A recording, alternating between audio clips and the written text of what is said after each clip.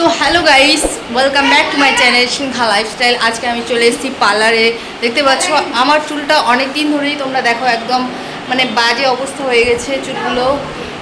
এর আগে তো স্মুথনিং করেছিলাম, খারাপ হয়ে গেছে। তো চুলটা আজকে আবার আমি ঠিক করতে চলেছি। দেখতে পাচ্ছ এই মেয়েটা আমাকে এখন শ্যাম্পু করে দেবে। তো চলো আজকে আমার চুলটা আবার ঠিক করব। তো তোমাদেরকে দেখাবো আর কি প্রসেসটা, সব প্রসেস কিন্তু দেখাবো না। সব প্রসেস এখন তো দেখতেই পাচ্ছ লুকটা। তারপরে চুলটা হওয়ার পরে ঠিকঠাক হওয়ার পরে লুকটা দেখতে পারবে, একটু ডিফারেন্ট লাগবে। অবশ্যই সবটা শেয়ার করব, দেখতে হবে। আর এখন আমি শ্যাম্পু করতে চলেছি। এই যে ম্যাডাম অ্যাপ্রন নিয়ে রেডি। এখন তোমরা দেখতেই পাচ্ছ শ্যাম্পু করার পর ক্রিম লাগানো হচ্ছে। দেখছো ক্যামেরার দিকে কীভাবে তাকিয়ে আছে। তো গাইস ফার্স্ট ক্রিম লাগানো কমপ্লিট হয়েছে, রান্নারানি কমপ্লিট।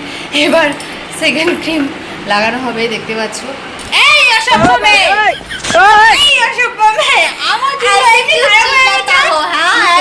पे ऐसे करके चिल्लाता है। तुम मेरे बाल ऐसे ऐसे क्यों घुमा रहे हो? हाँ पागल लड़की।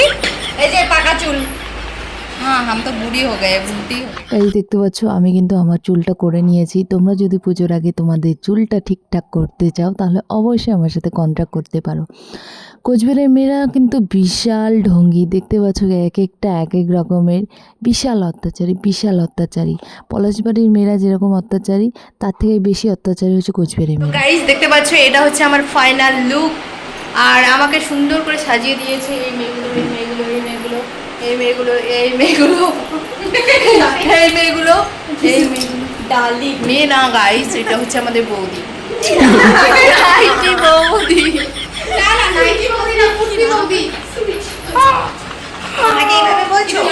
यारे लेजर का देखा কুর্তি বৌদি, কুর্তি বৌদি, কুর্তি বৌদি। আমি আরে নাইটি বৌদি বললাম কারণ নাইটি বৌদি ট্রেন্ডিং এ চলছে না, তাই জন্য আরে তোমাকে বললাম জন্য ভাইরাল হবে তো। अच्छा ठीक है ভিডিওটা ভাইরাল হবে ভিউজের জন্য, আমরা সব বলি, এমনি সিরিয়াসলি বলি না, ভিউজের জন্য জাস্ট। ঠিক আছে ম্যাডামের অবস্থা দেখতে পাচ্ছ। আর এই যে ম্যাডামের এই যে বড় একটা ডালি আছে মাথায়, জানি না চিরনি টিরনি না কইরা কি রকম ভাবে এই ডালিটাকে নিয়ে থাকে। এতক্ষণ ধরে আমি বলছিলাম তুমি কেমন করে এই ডালিটা নিয়ে মাথায় থাকো, চুলটা তো একটু ঠিক করো। ম্যাডাম বলে কথা। এখন বাজে 6:30, এসেছিলাম 11:30, এখন বাজে 6:30। এতক্ষণ লাগলো আমার। এখন আমরা মানে আমি ঠিকঠাক হয়ে গেলাম, পুজোর জন্য রেডি, ছেলেকে দেখানোর জন্য আর কি রেডি হয়ে গেছি গাইস। হ্যাঁ এখন আমি যাব বাড়ি। তো চলো আর নেক্সট ব্লগগুলো দেখতে পারবে। পেজটা অবশ্যই ফলো করে দাও, লাইক করে দাও, কমেন্ট করে দাও, অ্যান্ড ইউটিউব চ্যানেলকে অবশ্যই সাবস্ক্রাইব করে দাও।